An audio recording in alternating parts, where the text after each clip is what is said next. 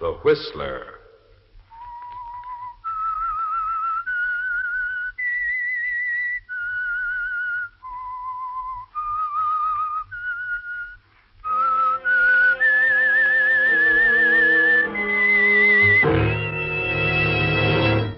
I am the Whistler, and I know many things, for I walk by night. I know many strange tales hidden in the hearts of men and women who have stepped into the shadows. Yes, I know the nameless terrors of which they dare not speak.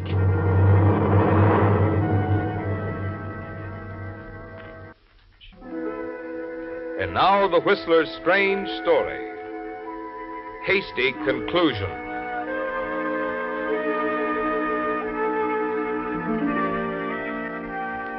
Professor Wagner sat in his office in the old brick chemistry building, a late issue of the Chemistry Journal open on the desk before him. The drowsy afternoon sounds of the campus and the reassuring tick of his secretary's typewriter made him sleepy, unable to concentrate on his reading. The article was in fine print, and the professor found himself tempted to drop it into the wastebasket. But he was forced to continue reading. When the dean published, the rest of the department was expected to read it. Suddenly, he turned back the pages and reread the article more carefully, his mind shuttling between memory and suspicion.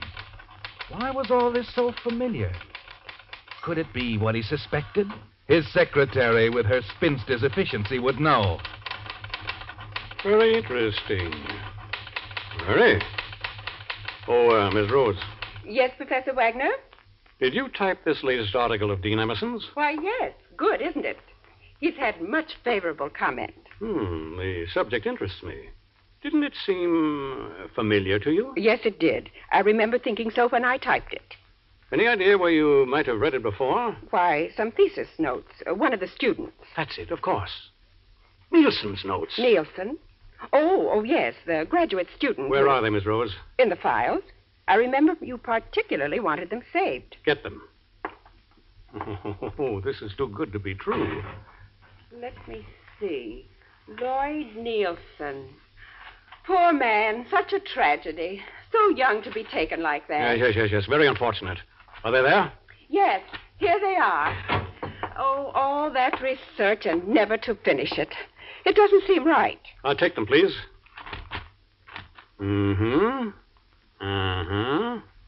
Now let's see the dean's article. Here. Yes, identical. I thought this was better than his usual dribble. Get him on the phone, Miss Rose. But he's lunching at the faculty club. Call him there. Tell him I want to see him at 3 o'clock. But he's... If there's any question, tell him it's about the late Mr. Nielsen.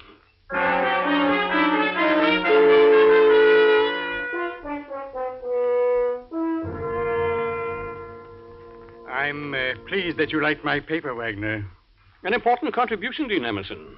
You have every reason to be proud. I'm glad of any prestige I may bring to the college. And rightly so. The next dean will have quite a position to maintain. And that's not immediate. I have many more good years. Still, there's always the unforeseen.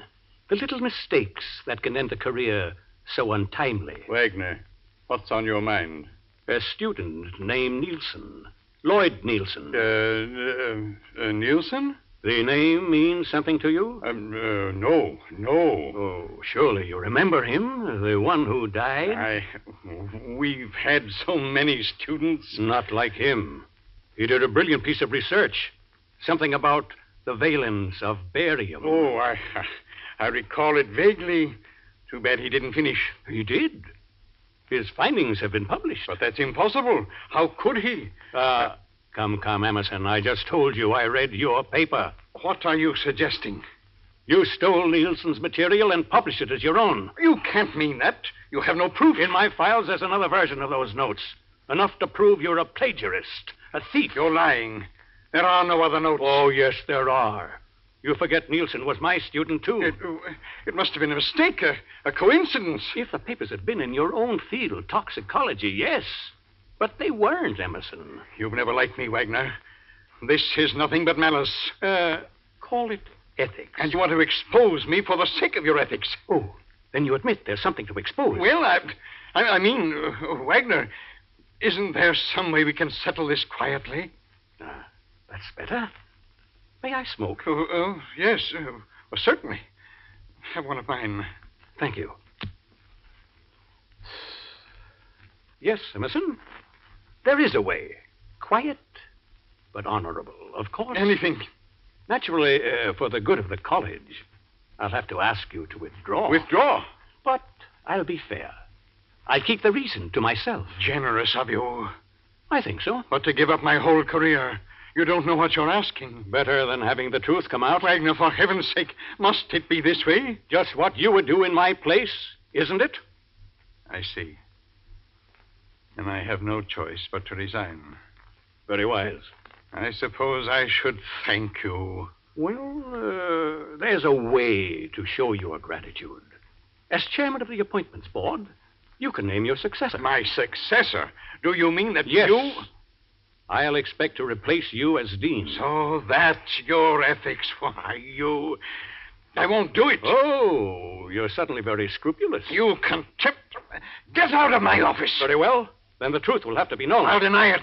I'll discredit you. All right, a scandal if you like. Get out of here. You'll hear from me later, Emerson. No, wait, Wagner. I'll come back. I'll do as you say.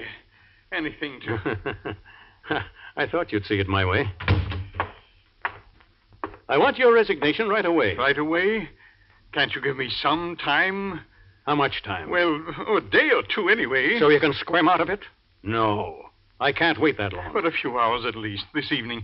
Come to dinner at my house tonight. Mrs. Emerson retires early, and we can talk about it afterwards. What time? 6:30? All right. 6:30. I'll have an answer for you then. There's only one possible answer. Good afternoon, Dean.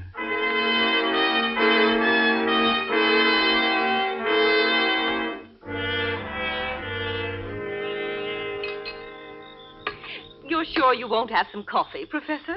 Thank you, Mrs. Emerson. Nothing more. Marion, don't insist on coffee when I've told you I'm serving port. But everyone doesn't like port, Charles. You mean you don't? Well, that isn't what I meant at all.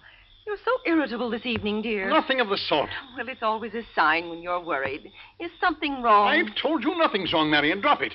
Here you are, Professor. Rather good color, don't you think? Thank you. You're not having any? Oh, not supposed to. Trouble with my eyes.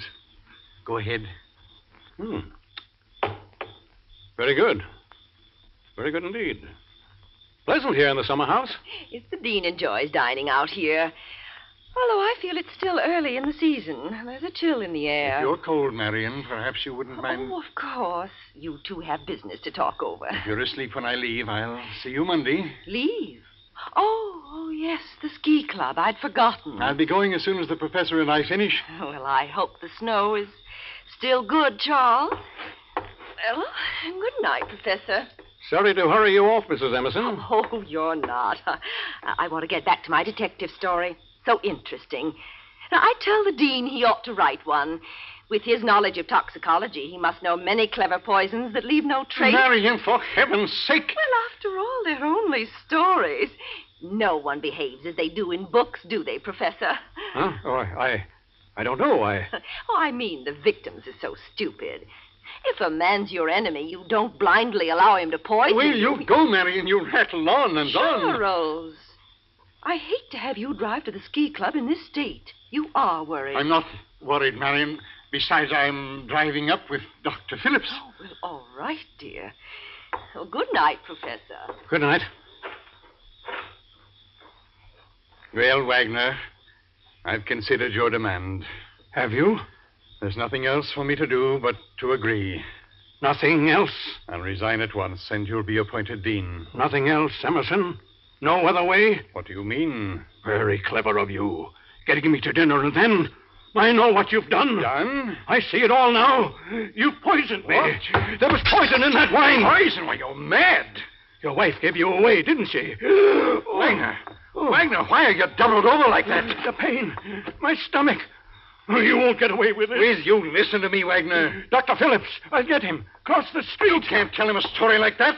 I won't let you. Get away. Oh. Let me go. Oh, listen to me. I didn't Let me poison go. you. Let me go, I say. Wagner, don't. Put down that decanter, Wagner!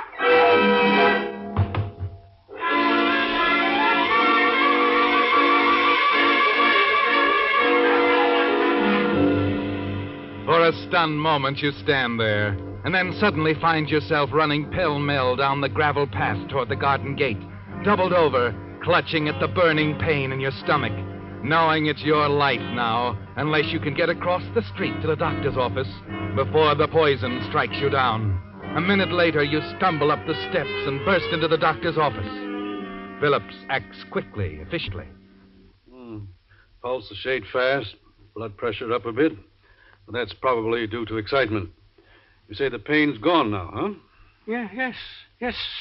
Seemed to vanish the minute I got here. You've been nervous lately? Working hard? Why, yes. But... putting in a lot of nights at the lab? Well, there's the usual rush around exam time. Tell me, what did you have for dinner over at Emerson's? Let's see, shrimp creole, avocado salad. That's enough for me. Wagner, old boy, you can forget about poisoning. You've got yourself a case of gastritis, that's all.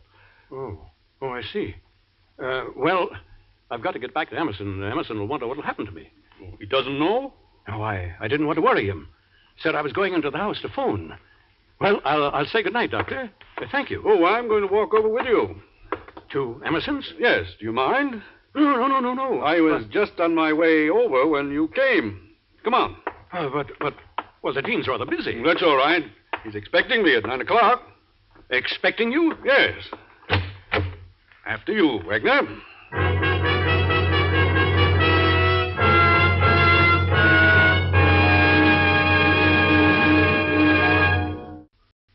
And now back to the Whistler.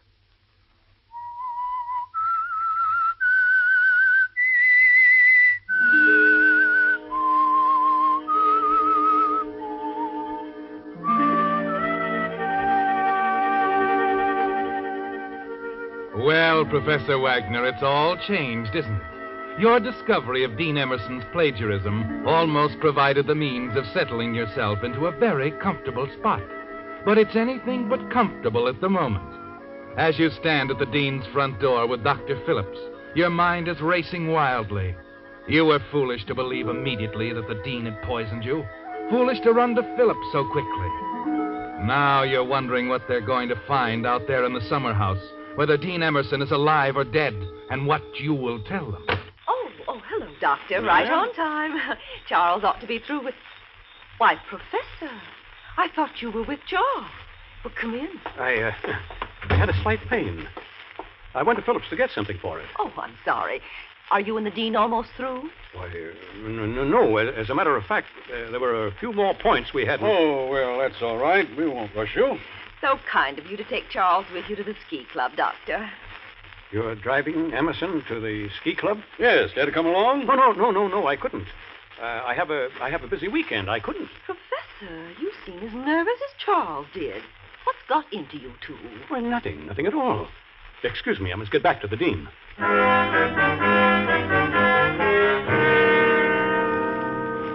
You go out the rear door, Wagner, into the quiet night.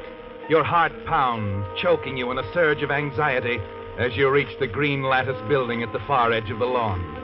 At first, you see nothing in the dim lights of the summer house, and you're almost convinced that Emerson has recovered and walked away. Then your eyes focus on the sprawling shape at your feet, right where you left him. Emerson! Emerson, for heaven's sake! Emerson, please!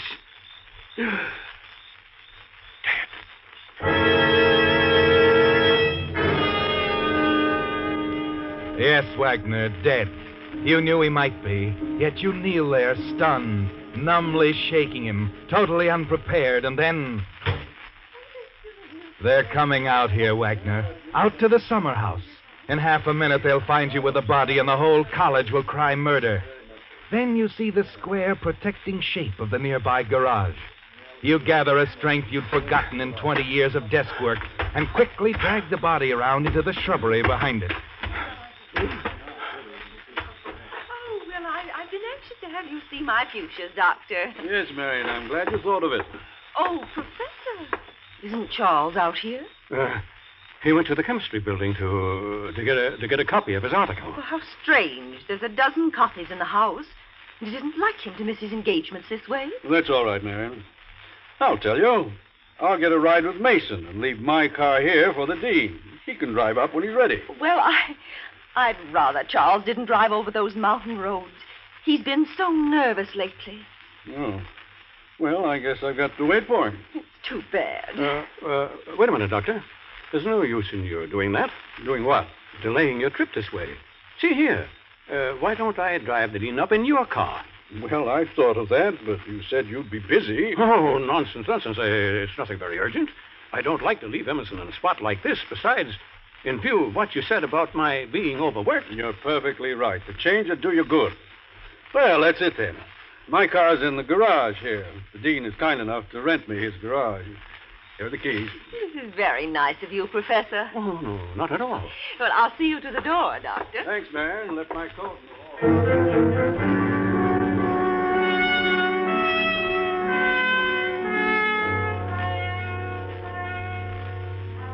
It's a wild chance, Wagner, but you've got to take it. A possible way to dispose of that burden in the shrubbery behind the garage.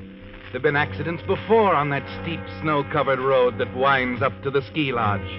Quickly, you drag the body around into the garage and force the awkward shape into the turtle back of the doctor's car.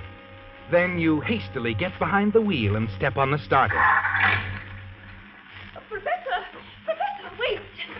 Oh, did Charles come back? No, I thought I'd pick him up at his office. Oh, well, here, I brought this bag. Oh, yes, thank you. I forgot that. Oh, and his glasses, too. He left them on the dining table. I'll take them to him. Well, I don't understand his forgetting them. Well, he can't read without them, and perhaps I'd better drive over with you. Oh, there's no need for that. I'll take care of everything.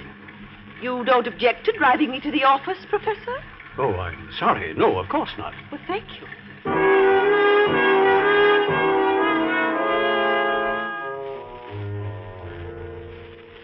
You're sure he hasn't been here, Miss Rose? I'm sure. He rarely comes to the office at night. But couldn't he have come in without your knowing it? Oh, no. I have these reports to finish by morning, and he gave me his key. Well, then he didn't mean to come here at all. I don't understand it. Why don't you let me take you home, Mrs. Emerson? He's probably there by now. Well, I suppose there's nothing else to do, but I'll wait up for him. I want to be sure he's all right.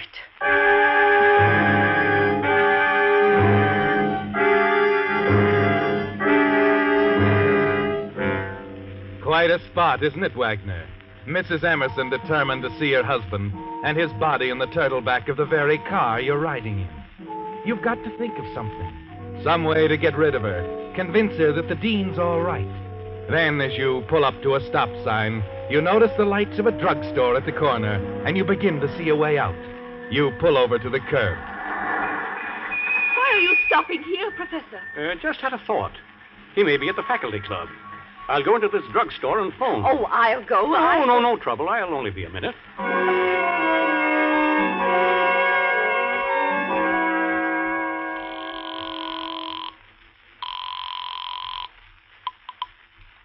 Emerson's residence? Is Professor Wagner there? Why, he and Mrs. Emerson drove off just a few minutes ago. I see. I'm calling from the faculty club. The dean's just leaving here, and he wants Professor Wagner to meet him in front of his office as soon as he can. Well, I'll have Mrs. Emerson tell the professor when they return. Thank you.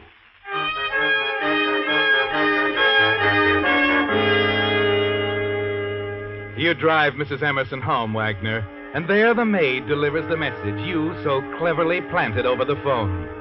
Mrs. Emerson's convinced now, and she retires, relieved that her husband is all right. 10 minutes after you leave her, you're on the highway heading the doctor's car toward the mountains. The 60-mile trip is unchallenged until you near the ranger station at the foot of the dangerous 2-mile grade. And then suddenly you remember. The ranger will make a check, and he's got to see 2 men in the car. You put on the brake and pull up at the side of the road.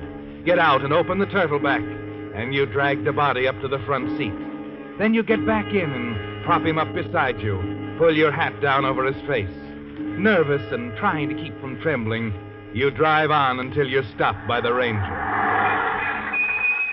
Sorry, can't let you go on, folks. We're in for a blizzard. But they're expecting us at the ski lodge. I guess you can make it as far as the lodge, all right, but you're taking a chance of being snowed in. When we get a storm this late in the spring, it's usually a good one. We'll take that chance. Okay. Sign the passenger check. Here, right here. All right. Other fellow will have to sign, too. But he's asleep. Oh, sorry. Regulations. Yes, but he's had a hard day. I hate to disturb him.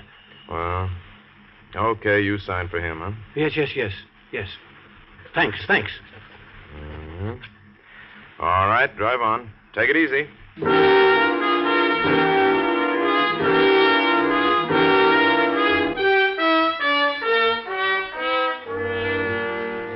You drive another mile and a half through a trough of snow, looking for a break in the high white walls, some place where you can send the car over the edge. And then, as you reach the narrowest part of the road, you see it. No barrier on the outside, and a sheer drop to the bottom of the ravine far below. You maneuver the car close to the edge, and then open the door on your side and jump clear as the car with its grisly load plunges over the side.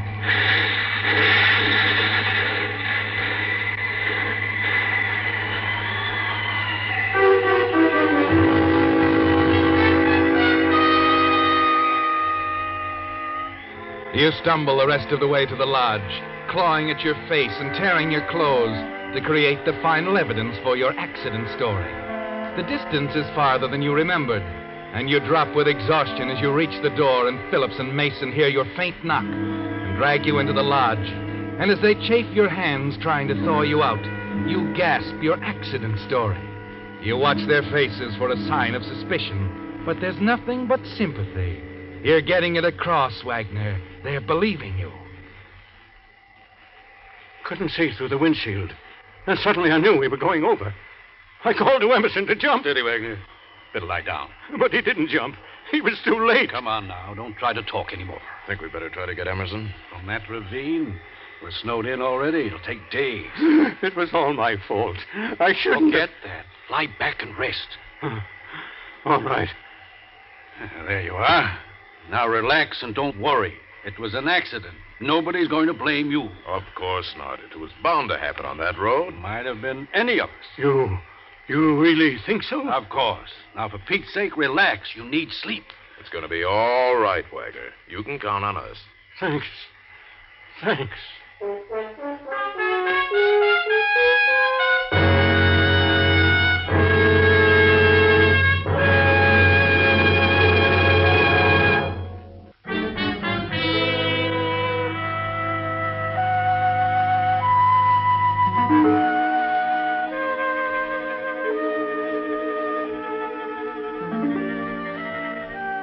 Well, Professor Wagner, you're safe now. Safe in bed where Mason and the doctor put you after hearing your story.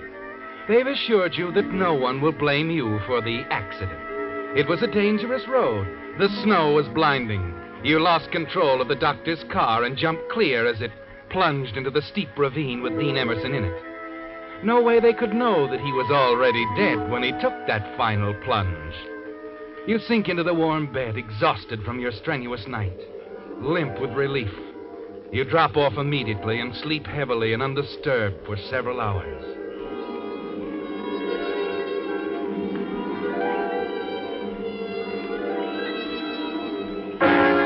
Then suddenly you're wide awake, trying to recognize this room, this strange bed. You're fighting to clear your mind when it strikes again, a shattering stab of pain in your stomach. You find yourself doubled up in agony, the same knife-like pain you felt hours before in the summer house. Doctor! Phillips! Wagner, what's the trouble? My stomach. That pain again, like before. Pain? Hold on, I'll take a look. Take it easy now. Hurt when I press here? Oh, stop! Yes, there. Good Lord, man, it's your appendix. Appendix? You threw me off with that poison idea. Afraid I made a hasty conclusion. Hospital. Get me to a hospital. No time, too much snow. That's going to break in 1 minute. I've got to operate right now, Wagner, right here. You game? Yes, hurry. What is it, Phillips? His appendix. Got to work fast. Bad? Bad enough to kill him if I don't get to it right now. Stay with him, Mason. I'll get my instruments. Right. Good thing he drove up in my car. There's not a thing to work with here. Good Lord, Mason. Phillips, what's the matter? What is it? Mason, my instruments. They're in the car. I'll go get them. Oh, you can't. My car's at the bottom of that ravine. He hasn't got a chance, Mason. Wagner hasn't got a chance.